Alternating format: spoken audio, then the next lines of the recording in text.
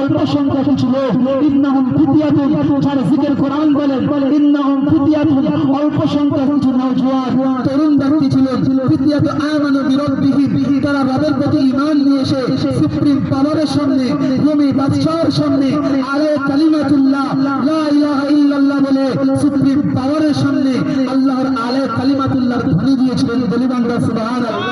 তো ধ্বনি সেই সময় ছিল, সে ধ্বনি আজ আছে, কিয়ামত পর্যন্ত এই ধ্বনি আমাদের মুখ থেকে কেউ জিজ্ঞাসা করতে পারবে না। সেই ধ্বনি কিয়ামত পর্যন্ত আমাদের মুখ থেকে ছিনতে পারবে। आज যারা দাওয়া করে মুসলমানকে দুনিয়া থেকে হিন্দুস্তান থেকে মুসলমানকে মিটিয়ে দেব, পারবে জীবনে? পারবে?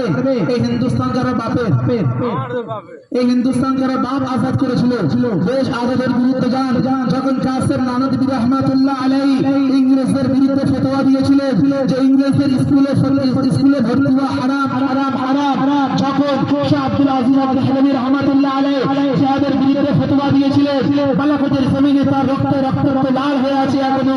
শাহিনবাগ থেকে নিয়ে দিল্লি জামে মসজিদ পর্যন্ত উলামাদের গলা কেটে ফান্দা করে প্রতিদিন 400 উলামাদের গলায় ফান্দি দিয়ে ঝোলানো হয়েছিল।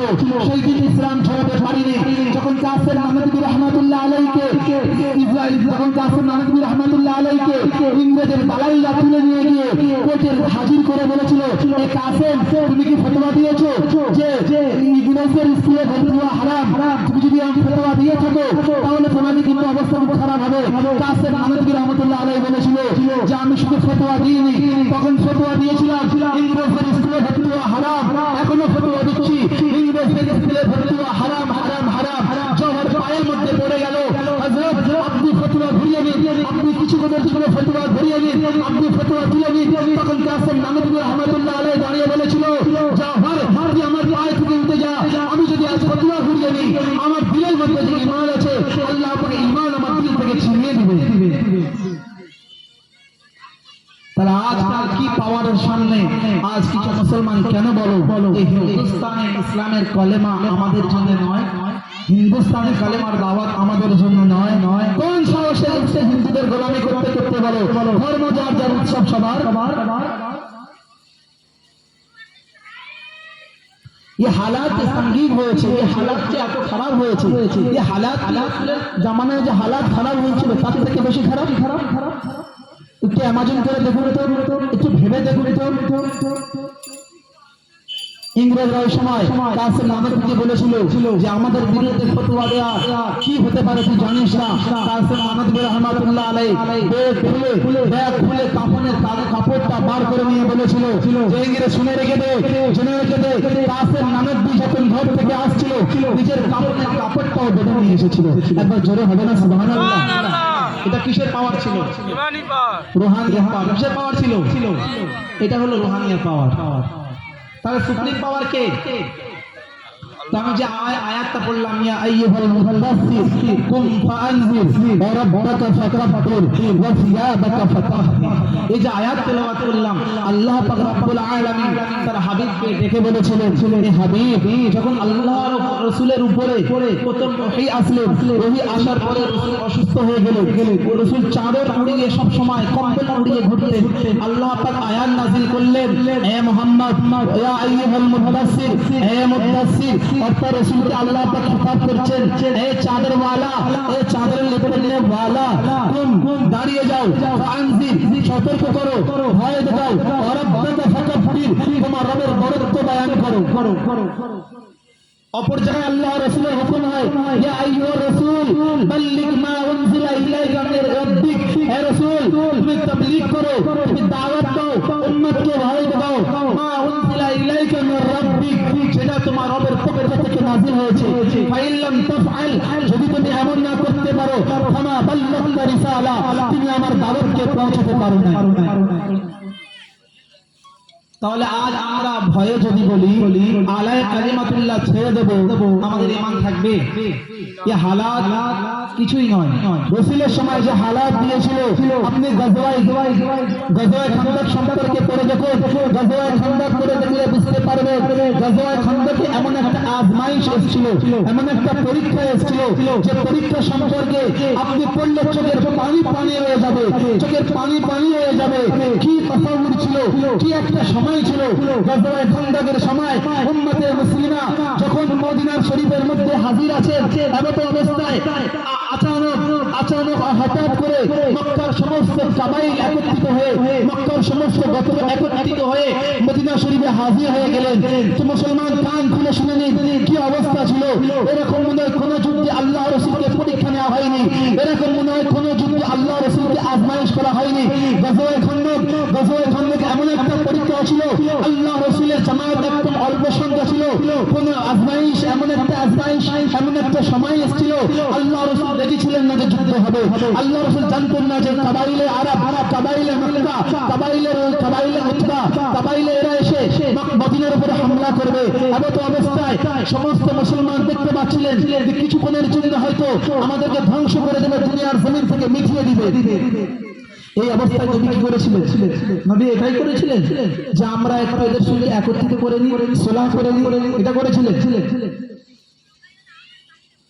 এমন অবস্থা যে লোক দেখছিলেন যে কিছুক্ষণের মধ্যে হয়তো মদিনাকে পুরো ধ্বংস করে দেবে, মদিনা বরবাদ করে দেবে। অল্প সংখ্যা ছিল, আর কাবাইল পুরো যত কাবাইল ছিল সমস্ত কাবাইল এসে হাজির। আল্লাহ রাসূল বললেন, খোদা কি কসম, আল্লাহর কসম, খোদার কসম, রুম ফাতা হবে, শাম ফাতা হবে, রুম ফাতা হয়ে যাবে। আলাইহি কালিমাতুল্লাহ আযাব, আলাইহি কালিমাতুল্লাহ আওয়াজ পুরো দুনিয়ার মধ্যে উঠতে থাকবে। একবার জোরে হবে না সুবহানাল্লাহ। এই সংগীত হালাতেও আল্লাহ রাসূল কসম খেয়ে বলছে রুম ফাতা হবে, শাম ফাতা হবে। সাহাবারা পিছে হটেছিলেন। তাহলে কেমন একটা পরীক্ষা ছিল। তাহলে এই পরীক্ষা থেকে আমাদের সরে গেলে হবে? এই যে আমাদের উপরে একটা করে জিনিস আসছে, আজ অফতার বিবি, কোনদিন আমাদের মসজিদ ভেঙে দেওয়া হচ্ছে, কোনদিন আমাদের মাদ্রাসার উপর হামলা করা হচ্ছে। তার কারণ কি? আমাদের নওজোয়ান তরুণকে আমাদের দ্বীনের থেকে দূরে থাকার কারণে আল্লাহ পাক এই হামলা করে, আল্লাহ পাকের এই আযাব আমাদের উপরে আসছে।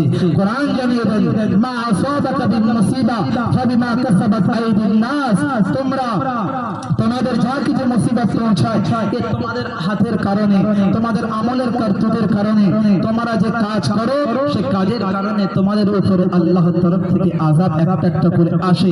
এই আযাবের কারণে আমাদেরকে শুধরাতে হবে। আপনি একটু ইমাজিন করে দেখুন, একটু ভেবে দেখুন। আল্লাহ রাব্বুল আলামিন সূরা কাহফের মধ্যে বলেন, ইন্নাহুম ফিতয়াতুন, তারা নওজোয়ান ছিলেন। তারা কি ছিলেন? নওজোয়ান ছিলেন। নওজোয়ান কেন ছিলেন?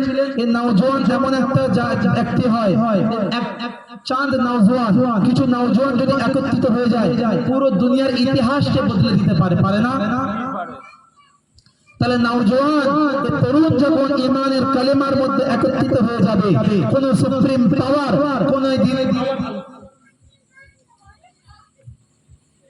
কোন সুপ্রিম পাওয়ার, কোন সুপার পাওয়ার নরেন্দ্র মোদী কিছু করতে পারবে না।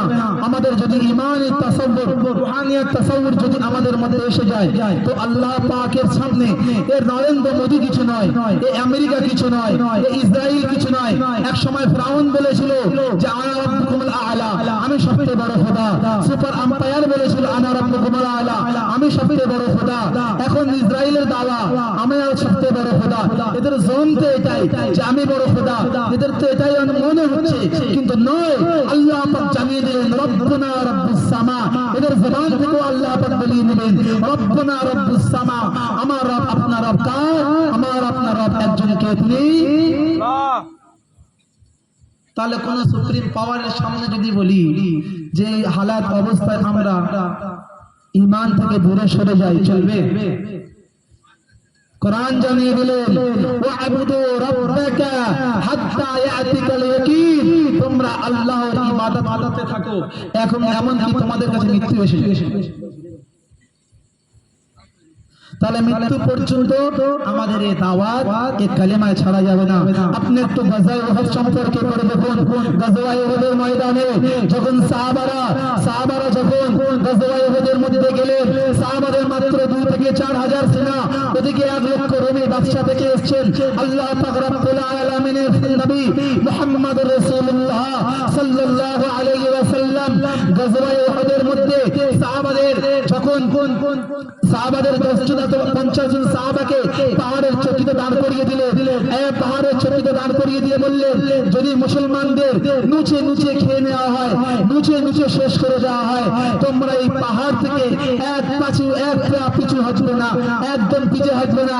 সাহাবারা দেখলেন যখন কুফারে মক্কা যখন হেরে গিয়ে পিছে হটতে থাকলেন, খালিদ বিন ওয়ালিদ তখন মুসলমান হননি, খালিদ বিন ওয়ালিদ তখন কুফর অবস্থায় ছিলেন, খালিদ বিন ওয়ালিদ তখন কুফর অবস্থায় ছিলেন।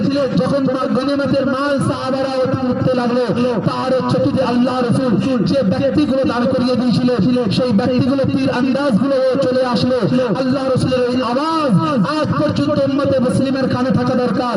আল্লাহ রাসূল বলেছিল, এ সাহাবারা, যদি আমাদেরকে নুচে নুচে খাওয়া হয়, তোমরা এই জায়গা থেকে হটবে না। আলায়ে কালিমাতুল্লাহর এটাই দাওয়া ছিল যে তোমরা এখান থেকে হটবে না। সাহাবারা হটার কারণে সঙ্গে সঙ্গে খালিদ বিন ওয়ালিদ ওই পাহাড়ের চটি থেকে ঢুকে মুসলমানদের উপরে হামলা করে দিয়েছিলেন, যেখানে আল্লাহ রাসূলের ডান্ডা মোবারক শহীদ হয়ে গিয়েছিল। তাই রাসূল যেটাই বলে দিতেন ওটাই ফাইনাল। রাসূল বলেছিলেন, তোমরা পাহাড়ের চটি থেকে সরবে না। সাহাবারা ভাবলেন হয়তো জিতে গেছে, কিন্তু জিত হয়ে গেছে, লেবে গিয়েছে। গনিমতের মাল তোলার চেষ্টা করলেন, এদিক থেকে হামলা হয়ে ফের মুসলমানরা শিকস্ত হয়ে গেল, ওখানে মার খেয়ে মুসলমানরা অনেক শহীদ হয়ে গেলেন। আপনি গজওয়ায়ে মুতা সম্পর্কে পড়ে দেখেন, গজওয়ায়ে মুতা যখন রোম বাদশার সঙ্গে লড়াই হচ্ছে, আল্লাহ রাসূল সাল্লাল্লাহু আলাইহি ওয়াসাল্লাম হযরতে আব্দুল্লাহ ইবনে রাওয়াকে সেনাপতির দায়িত্ব দিলেন, যায়েদ বিন হারিসকে সেনাপতির দায়িত্ব দিলেন, জাফর বিন আবু তালিবকে সেনাপতির দায়িত্ব দিলেন। তারপর রাসূল বললেন, হে সাহাবারা, যখন তোমাদের মধ্যে যে শহীদ হয়ে যাবে, তোমাদের মধ্যে যখন তিনজন শহীদ হয়ে যাবে, তোমরা মাশওয়ারা করে নিয়ে যে পারবে তাকে তখন তোমরা নিজেদের মধ্যে সেনাপতির দায়িত্ব দিয়ে দেবে। গজওয়ায়ে মুতা সম্পর্কে যখন গেলেন, গিয়ে দেখলেন রোমী বাদশার তরফ থেকে 1 লক্ষের উপরে সেনাবাহিনী, এদিকে মুসলমানদের মধ্যে মাত্র 2000 অথবা 4000 সেনাবাহিনী। আল্লাহ রাসূলের সাহাবারা কিছু বলতে লাগলেন, হে সাহাবারা, আমরা মাত্র অল্প কিছু করলো, আমরা মাত্র অল্প কিছু জামাত, চলো আমরা কিছুক্ষণ মদিনায় চলে যাই। আল্লাহ রাসূলকে বলি যে আরো কিছু লোক আমাদেরকে পাঠিয়ে দেওয়া হোক, যে আমরা যুদ্ধ করে যেন এদের সঙ্গে জয়ী হতে পারি। সাহাব খালিদ বিন ওয়ালিদ বললেন, আমরা যখন আলায়ে কালিমাতুল্লাহ আমাদের মধ্যে ঈমানে পাওয়ার আছে, যখন আল্লাহর রাস্তায় জিহাদ করার জন্য বার হয়েছি, আমরা ওলা মুসলমান যখন যা সামনের দিকে পার হয়, পিছু হতে না, আমরা পিছে যাব না। আল্লাহ রাসূলের সাহাবা খালিদ বিন ওয়ালিদের এই বয়ানের মাধ্যমে হযরত আবু বকর সিদ্দিকও বয়ান দিয়েছিলেন। আল্লাহ রাসূলের সাহাবা খালিদ বিন ওয়ালিদের বয়ানের মাধ্যমে সাহাবাদের মধ্যে ঈমানে ভরকা বেড়ে উঠল, ঈমানে তাকত বেড়ে উঠল, আগে বাড়তে লাগলো। সাহাবাদের মধ্যে সকাল থেকে নিয়ে দিন রাত পর্যন্ত যুদ্ধ হতে লাগলো। হযরত আব্দুল্লাহ ইবনে রাওয়াহা শহীদ হয়ে গেলেন, হযরত জাফর বিন আবু তালিব রাদিয়াল্লাহু আনহুর ডান হাতকে কেটে দেওয়া হলো। আলায়ে কালিমাতুল্লাহ, কালিমার পতাকা ডান হাতে থেকে নিয়ে বাম হাতে দিলেন, বাম হাতে তলোয়ার নিক্ষেপ করা হলো, বাম হাত কেটে জমিনে লেগে গেলেন। আল্লাহ রাসূলের সাহাবা জাফর বিন আবু তালিব আলায়ে কালিমাতুল্লাহ, কালিমার পতাকা দিয়ে পেটের মধ্যে রাখলেন। এমত অবস্থায় আল্লাহ রাসূলের সাহাবা জাফর বিন আবু তালিবকে যখন শহীদ করা হলো, শহীদের আগে আল্লাহ রাসূলের সাহাবা যায়েদ বিন হারিসকে বলেছিলেন, হে যায়েদ বিন হারিস, আমি জাফর বিন আবু তালিব মৃত্যুর আগে রাসূলের সালাম পৌঁছাতে পারিনি, আমার সালামটা জাফর বিন আবু তালিবকে পৌঁছে দিও। যায়েদ বিন হারিস শহীদ হয়ে গেল। রাতে যুদ্ধ শেষ, তারপরের দিন সকালবেলা আল্লাহ রাসূলের সাহাবা খালিদ বিন ওয়ালিদ রাদিয়াল্লাহু আনহু সেনাপতির দায়িত্ব নিলেন। সেনাপতির দায়িত্ব নেওয়ার পরে জামাতকে, সামনের জামাতকে পিছনে করলেন, পিছনের জামাতকে সামনে করলেন, ডান দিকের জামাতকে বাম দিকে করলেন, বাম দিকের জামাতকে ডান দিকে করলেন। এমত অবস্থায় যুদ্ধ সকাল থেকে হতে মাত্র অল্প সংখ্যার কিছু লোক, 4000 অথবা 2000 লোক নিয়ে খালিদ বিন ওয়ালিদ সেনাপতির দায়িত্ব নিয়ে সকাল থেকে নিয়ে সন্ধ্যা পর্যন্ত যুদ্ধ করতে 9 খানা তলোয়ার ভেঙে দিয়েছিলেন। বলি বন্ধুরা সুবহানাল্লাহ। এমত অবস্থায় খালিদ বিন ওয়ালিদ যুদ্ধ করতে সকাল থেকে সন্ধ্যা হয়ে গেল। কুফারে শাম যুদ্ধ করতে হেরে গিয়ে মদিনা ছেড়ে পালাতে বাধ্য হলো। একবার জোরে হবে না সুবহানাল্লাহ। তাহলে কিসের পাওয়ারে লড়েছিল তারা? এটা কি পাওয়ার ছিল? ঈমানি পাওয়ার। ये हालात আমাদের উপর কিছু নয়। আজকাল যে আমাদের উপর একটা হালাত আসছে, একটা সময় আসছে, আল্লাহ রাসূল বলেন যে কিয়ামতের সময় পড়বে একটা ফিতনা আসবে, একটা ফিতনা চলে যাবে আর একটা ফিতনা আসবে, মনে হবে যে এই ফিতনা তো ওই ফিতনা তুলনায় কিছু নয়, কিন্তু এই ফিতনা আসবে, এর মধ্যে আমাদেরকে আলাই কালিমাতুল্লাহ ইসলামের উপরে অটল থাকতে হবে, যেখানে আল্লাহ পাক বলেন ওয়াতাওয়াসাউ বিল হক, তোমরা হককে প্রতিষ্ঠিত করো, দুনিয়ার জমিনে হককে প্রচার করো, ওয়াতাওয়াসাউ বিস সবর, দ্বীন ইসলামের উপরে অটল থাকো, ইস্তিকামাতের সঙ্গে কাজ নাও, সবর করো, সবর করলে আল্লাহ পাক ফল দেবে। আপনি একটু পিছনের দিকে তাকিয়ে দেখেন, হযরতে যখন বিলাল রাদিয়াল্লাহু আনহু যখন কালেমায় পড়ে নিলেন, ওনার আকা হযরতে ওনার আকা উমাইয়া ইবনে খালফ ওনাকে মক্কার মরুভূমিতে পিঠে পায়ে দড়ি বেঁধে মক্কার মরুর বালিতে গরম বালিতে টানতে থাকলো। সেই সময় হযরতে বিলাল পুরো কালেমা লা ইলাহা ইল্লাল্লাহ বলতে পারেননি। আহাদ আহাদ আহাদুন আহাদ আহাদুন আহাদ আহাদুন আহাদ বলতে থেকেছেন। সেই সময় সঞ্জিত হালাতেও কোন সাহাবাদের গায়ে থেকে লোহার চিরুনি করে গায়ে থেকে গোশত মুছে নেওয়া হয়েছে, গোশত থেকে হাড় আলাদা করে দেওয়া হয়েছে, তবুও তারা কিন্তু কালেমা লা ইলাহা ইল্লাল্লাহ ছাড়েনি। তো এই হালাত আমাদের উপর একটা আসতে থাকবে। এই সময় আমাদের আলাই কালিমাতুল্লাহ দ্বীন ইসলাম থেকে ফিরে গেলে হবে না, হবে।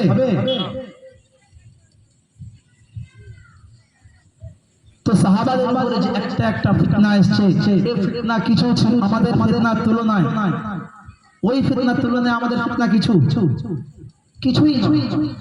তাহলে মুসলমান ঘাবড়ানোর কোনো ভয় নেই। ওয়ালা তাহিনু ওয়ালা তাহজানু ওয়া আনতুমুল আ'লাউন, কোরআন হুকুম দিয়েছেন, কোরআনে এলান করেছেন ওয়া আনতুমুল আ'লাউন, তোমরাই গালিব থাকবে, তোমরাই জিতবে। শর্ত হলো একটা, কি করতে হবে?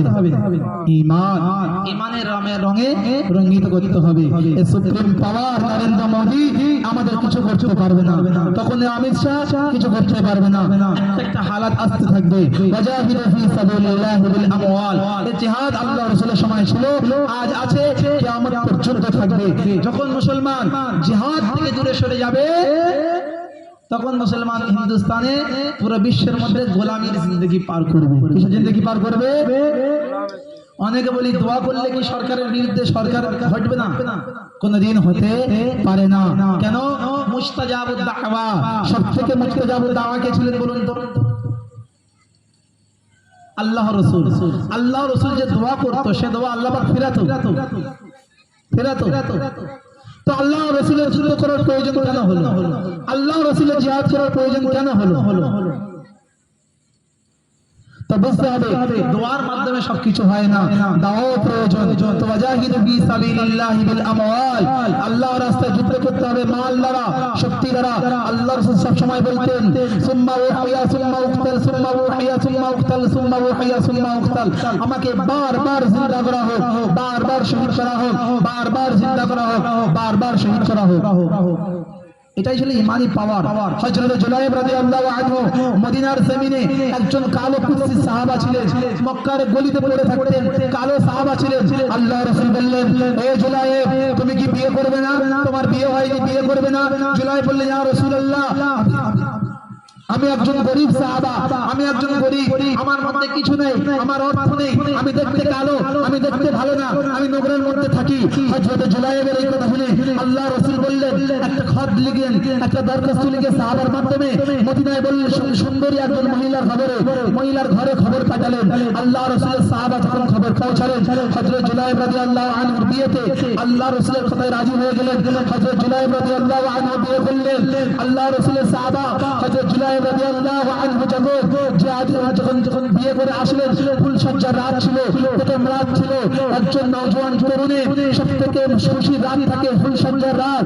আল্লাহ রাসূলের সাহাবা হযরত জুলাইব রাদিয়াল্লাহু আনহু যখন নতুন বিয়ে করে আসলেন, ফুলসজ্জার রাতে ঘন্টা বেজে গেল, জিহাদের ঘন্টা।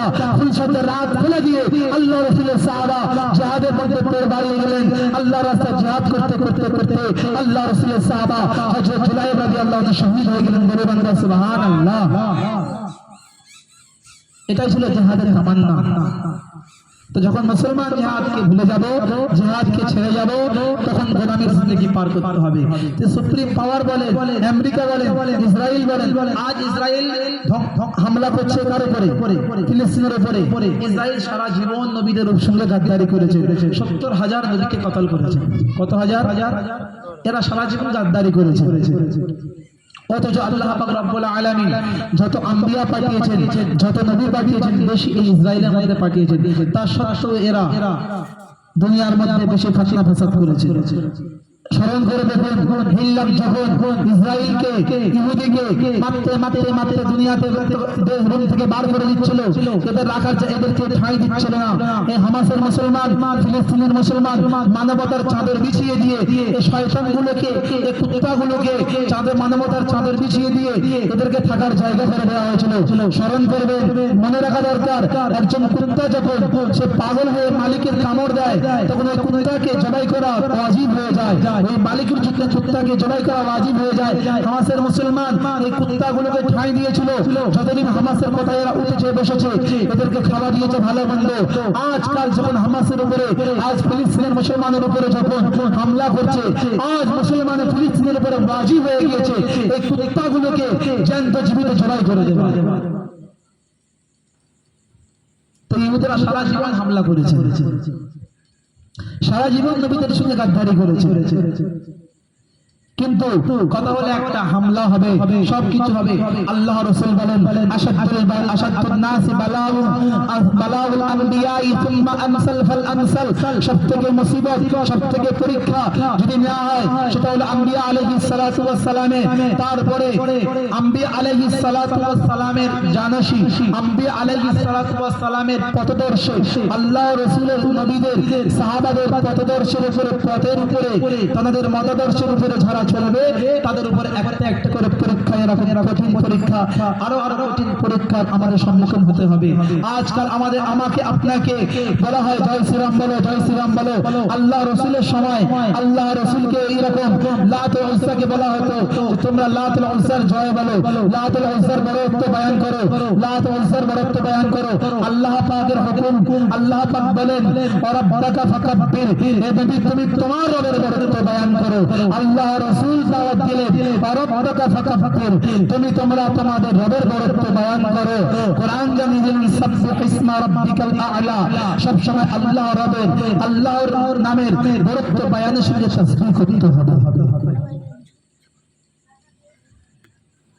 হাদিস পাক মুতালা করলে, তারিখ মুতালা করলে পাওয়া যায়, দুনিয়ার জমিনে যত মুসিবত এসেছে, যত পেরেশানি এসেছে, যত কষ্ট এসেছে, যত আম্বিয়াদের কষ্ট নেওয়া হয়েছে, যত নবীদের কষ্ট নেওয়া হয়েছে, সবথেকে যদি বেশি কষ্ট দেওয়া হয়, সবথেকে যদি বেশি পরীক্ষা নেওয়া হয়, সেটা হলো আম্বিয়া আলাইহিস সালাতু ওয়াস সালামের মধ্যে আমার আপনার নবী, বিশ্ব নবী জনাবে মুহাম্মদ রাসূলুল্লাহ সাল্লাল্লাহু আলাইহি ওয়াসাল্লামের উপরে কি কঠিন পরীক্ষা ছিল। একটু তাসাব্বুর করে দেখুন, একটু ভেবে দেখুন। আল্লাহ রাসূল সাল্লাল্লাহু আলাইহি ওয়াসাল্লাম মক্কার জমিনে 10 বছর 13 বছর পার করেছেন।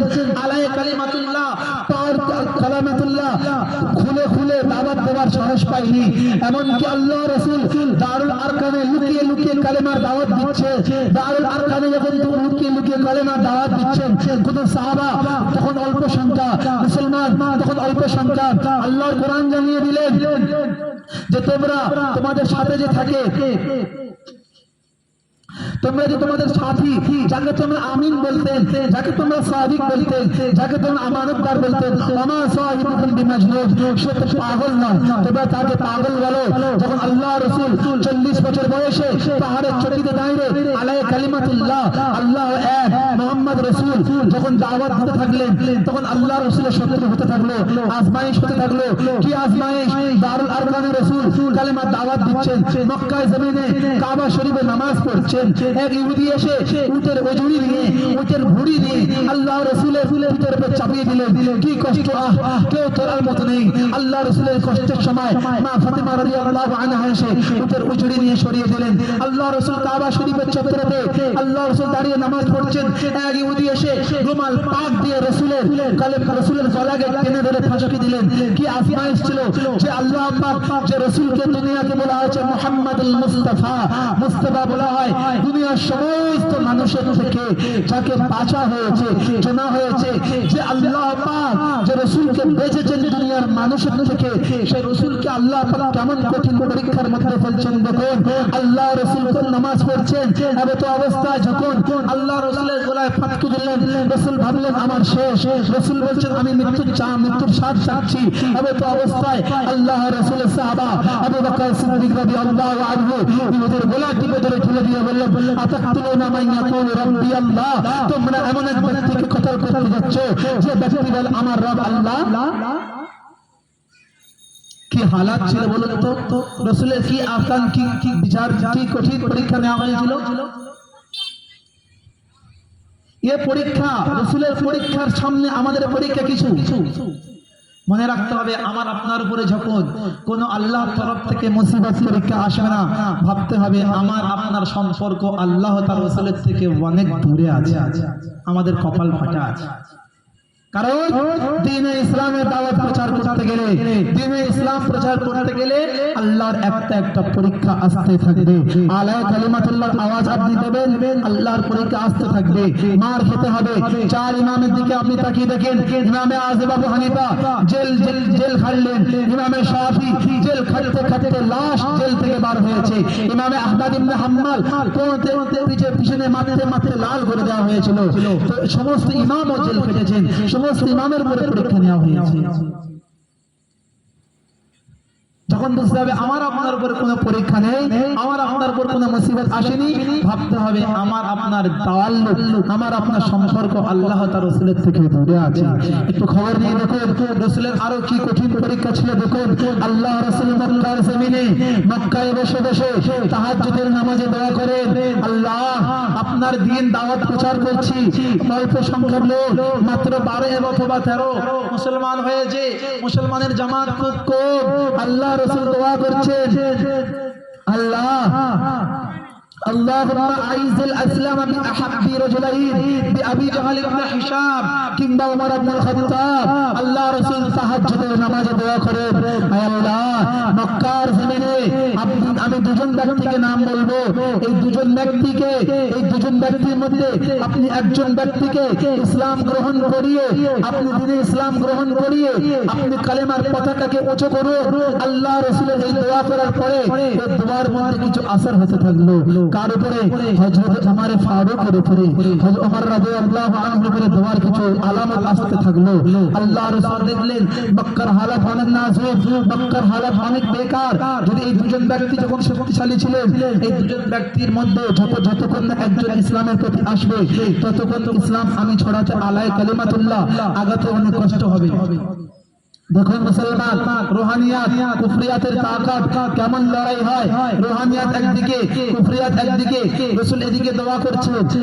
আল্লাহ রাসূলের সাহাবা হযরত ওমর ফারুক রাদিয়াল্লাহু আনহুর উপরে যখন দোয়ার আসর করতে লাগলো, আল্লাহ রাসূলের সাহাবা হযরত ওমর রাদিয়াল্লাহু আনহু আল্লাহ রাসূলের পিছে পিছে চলতে লাগলেন। আল্লাহ রাসূল ঈশার নামাজে সূরা হাক্কা তেলাওয়াত করছেন। কি সূরা তেলাওয়াত করছেন?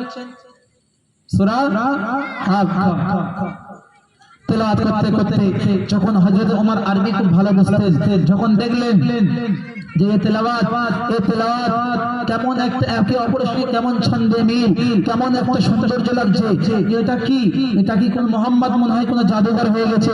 আল্লাহ রাসূলের সঙ্গে সঙ্গে পড়তে লাগলো ওয়ালা বিকাউলি শাইর। আল্লাহ রাসূলের সাহাবা হযরত ওমর ভাবলো যেটা কোন কবির লেখা হয়তো বই। আল্লাহ রাসূল পড়তে লাগলো ওয়ালা বিকাউলি শাইর কালিলাম মা তুমিনুন। এটা কোন কবির লেখা কিতাব নয়, কালিলাম মা তুমিনুন, তোমরা অল্প সংখ্যক লোক ঈমান নিয়ে আসো। হযরত ওমর ভাবতে লাগলো যে মুহাম্মদ মনে হয় কাহিন হয়ে গিয়েছে, মুহাম্মদ মনে হয় গণ হয়ে গিয়েছে, আমার দিলের মধ্যে কি চলছে মুহাম্মদ না দেখে, মুহাম্মদ না শুনে বুঝতে পারে। সঙ্গে সঙ্গে আল্লাহ রাসূল পড়তে লাগলেন ওয়ালা বিকাউলি কাহিন কালিলাম মা তাযাক্কারুন। এটা কোন কাহিনের লেখা কিতাব নয়, এটা কাহিনের লেখা কোন বই নয়, কালিলাম মা তাযাক্কারুন, তোমরা খুব অল্প সংখ্যক লোক উপদেশ হিসেবে গ্রহণ করো। তোমরা হযরত ওমর বলল, আরে আমি তো ভাবলাম হয়তো কবির লেখা লেখা কোরআন, কবি লেখার কিতাব। তো হযরত মুহাম্মদ পড়তে লাগলো, ওয়ালা বিকাউলি শাইর কালিলাম মা তুমিনুন, কোন কবি লেখা কিতাব নয়। আমি হয়তো ভাবলাম মুহাম্মদ গণক হয়ে গিয়েছে, কিন্তু মুহাম্মদ পড়তে লাগলো ওয়ালা বিকাউলি কাহিন, এটা কোন গণকের লেখা কিতাব নয়। তো এটা কি? মুহাম্মদ সাল্লাল্লাহু আলাইহি ওয়াসাল্লাম পড়তে লাগলেন ওয়ালা তানজিলুম মির রাব্বিল আলামিন, এটা রবের পক্ষ থেকে নাযিল করা কোরআন। বলুন আল্লাহ সুবহানাল্লাহ। তো ইমানি ধাক্কা হযরত ওমরের মধ্যে লাগলো দুটো। কটা? একটা আল্লাহ রাসূলের দোয়া, দ্বিতীয় কি? নামাজে সূরা হাক্কার ইমানি পাওয়ার হযরত ওমরের মধ্যে আসতে লাগলো। এবারে এদিকে কুফরিয়াতের একটা তাকাত শক্তি বার হয়ে গেল। মক্কার জমিনে এলান হলো, মক্কার জমিনে ঘোষণা হলো। কি ঘোষণা? মুহাম্মাদের মাথা আনতে পারলে তার এত এত উঠা হবে। দেখুন মুসলমান, একদিকে রুহানিয়াত তাকাত, একদিকে কুফরিয়াত শক্তি, একদিকে রুহানিয়াতের শক্তি, একদিকে কুফরিয়াতের শক্তি। দেখুন মুসলমান, ইমানি পাওয়ার সব সময় গালিব থাকে।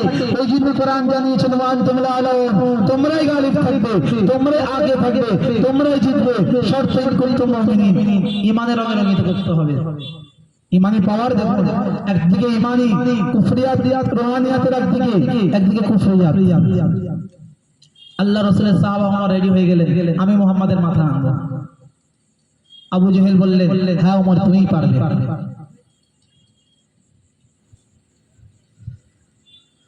হ্যাঁ ওমর তুমিই পারবে।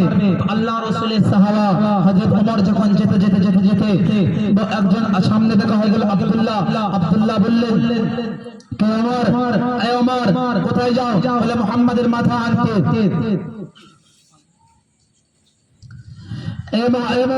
তুমি কোথায় যাও? হযরত ওমর বললেন যে আমি যাই মুহাম্মাদের মাথা আনতে। এমন অবস্থায় বললেন মুহাম্মাদের মাথা তো পরে আনতে যাবে, আগে ঘরে গিয়ে দেখো তোমার বোন বোনাই ইসলামের রঙে রঙিত হয়ে গিয়েছে। তখন হযরত ওমর মুহাম্মাদের মাথা না আনতে গিয়ে সঙ্গে সঙ্গে আল্লাহ রাসূলের সাহাবা হযরত ওমর ফারুক রাদিয়াল্লাহু আনহু নিজের বোনের ঘরে গেলেন, গিয়ে দরজায় ঠোক দিলেন। ঠোক দেওয়ার পরে ভিতর থেকে ফাতিমা বললেন, কোন কে ভিতরে আছে, কে বাইরে থেকে? যখন হযরত ওমর আওয়াজ দিলেন, ভিতরে হযরত খাব্বাব রাদিয়াল্লাহু আনহু, ভিতরে হযরত খাব্বাব রাদিয়াল্লাহু আনহু